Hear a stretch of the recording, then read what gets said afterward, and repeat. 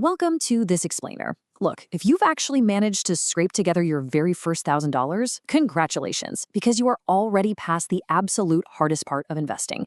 Seriously, you see, the biggest hurdle isn't picking the perfect next big stock, it's honestly just getting off the starting block.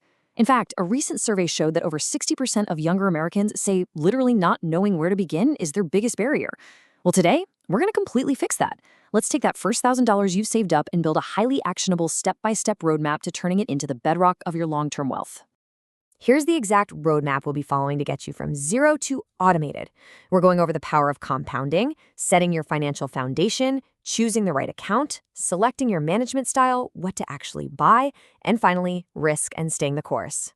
All right, step one, the power of compounding. Let's take a really mind-bending look at how money actually grows over time. So I want you to try a classic thought experiment with me. Really ask yourself, which of these three options would you choose if someone walked up and offered them to you today?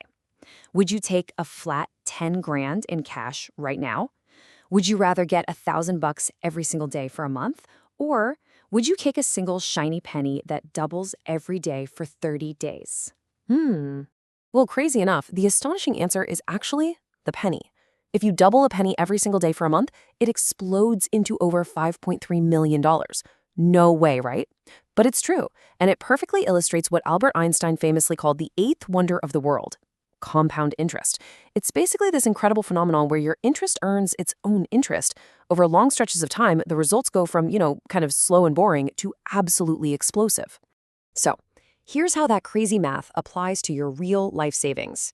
If you start with just your $1,000 today, and you just automatically add a really modest $200 a month into an account earning, let's say, a 7% annual return, it doesn't just grow in a straight line. Nope. Over 30 years, that consistent, boring habit snowballs into over $240,000.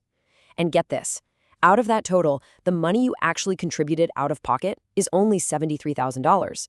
The rest of it, nearly $180,000, is literally just free money generated by compounding. The earlier you start, the heavier the lifting compounding does for you.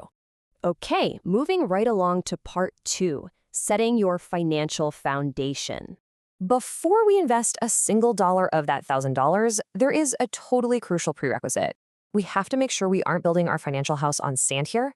You absolutely must establish an emergency fund and kill off high-interest debt first. Think about it. If your car suddenly breaks down and you have zero cash cushion, you'll be forced to sell your brand new investments at the worst possible time just to pay the mechanic. So keep about 3 months of living expenses tucked away in a high-yield savings account earning a nice 4 to 5% APY. Step 2 is tackling that debt. Investing your money while you're cherrying 22% credit card interest is just mathematically a losing trade. There's no stock on earth that can guarantee a 22% return, but paying off that credit card, that does exactly that. Now, to put that into perspective, we can actually categorize this into good debt versus bad debt, so you know exactly what balances to aggressively pay off. Credit cards and those buy now, pay later loans sitting at 20 to 28% interest, those are financial emergencies. They must be wiped out immediately before you invest. But what about student loans or a mortgage sitting at around 4 to 7%? For those, the math generally says, just pay the bare minimums and invest whatever cash you have left over. Why? Because historically, the stock market's returns easily outpace those lower interest rates. All right, foundation is rock solid. Let's hit part 3, choosing the right account. Where does your $1,000 actually go first? You really need to follow the strict order of operations, and it starts with your 401k employer match. Listen, if your job offers to match your contributions, let's say they match 3%, you must, absolutely must, put in at least that 3%.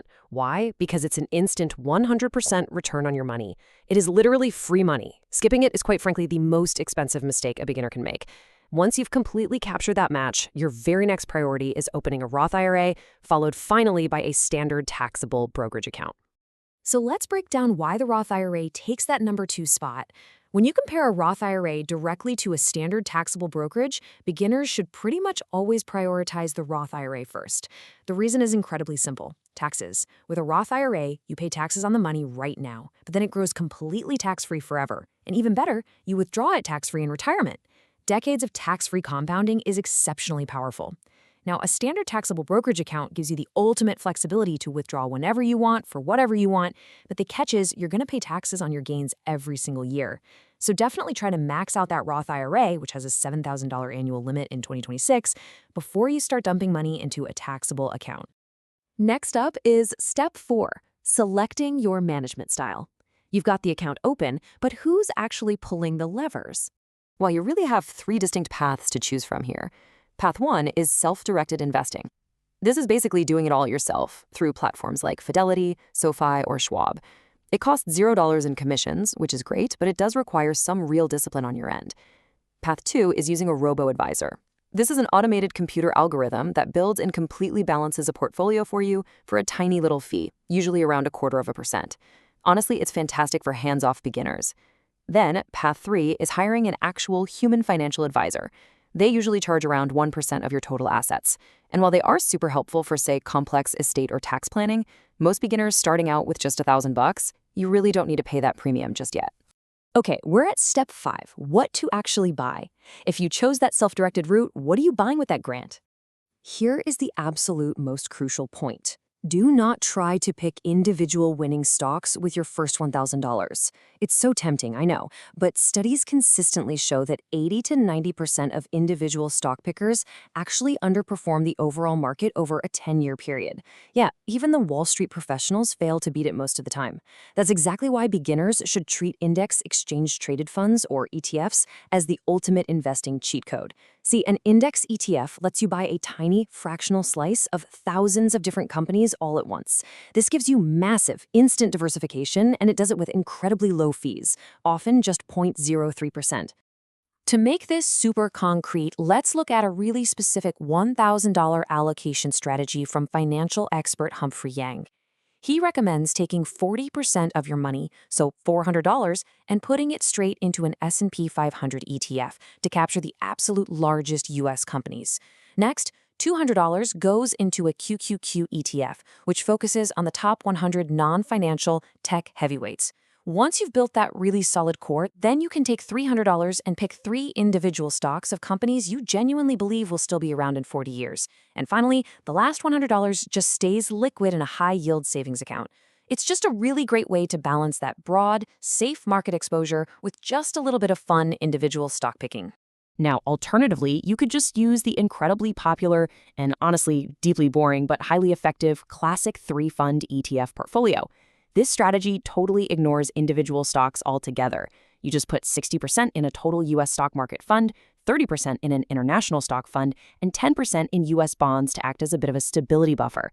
And a really neat trick here is adjusting your bond allocation based on your age. You just take the number 110 and subtract your current age. So say you're 30 years old. 110 minus 30 is 80, meaning your portfolio should be right around 80% stocks and 20% bonds. Simple, right? And finally, step 6, risk and staying the course. Because once your money is invested, the biggest threat isn't the stock market, it's your own psychology. To actually achieve those higher long-term returns, you have to be totally willing to stomach much larger short-term fluctuations in your portfolio's value without panicking.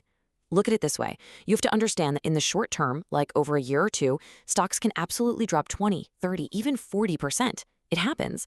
But over a 20-year horizon, holding pure cash in a savings account is actually the riskier move because inflation is just quietly eating away its purchasing power the whole time. Because of those wild market swings, you really have to avoid some super common behavioral traps. Stop chasing the meme stocks or the crazy crypto moonshots trying to get rich quick. Seriously, stop checking your account balance every single day. It literally just triggers emotional anxiety for no reason. And most importantly, absolutely crucial, never, ever panic sell during a market crash. I mean, think back to 2020. The S&P 500 dropped a terrifying 34% in a single month during the COVID crash. The folks who panicked and sold, they locked in devastating permanent losses. But historically, every single major market drop has been recovered and surpassed. The people who just held on tight saw their portfolios double over the next 12 months. So the most vital takeaway from this entire explainer is this old saying, time in the market consistently beats timing the market. The absolute best thing you can possibly do is set up an automatic monthly transfer, buy your boring index funds, close the app, and literally just let time do the heavy lifting. Consistency is always going to be cleverness. We've completely laid out the roadmap for you today. You know exactly how to build that emergency fund, which accounts you need to open first, and exactly what boring but effective index funds to actually buy. You know for a fact that compounding will turn your consistent small habits into truly life-changing money. So the only real question left for you is, are you going to let your first $1,000 sit idle and lose its value to inflation? Or are you going to put it to work today? Let that sink in. Thanks so much for joining us on this explainer, and we will catch you next time.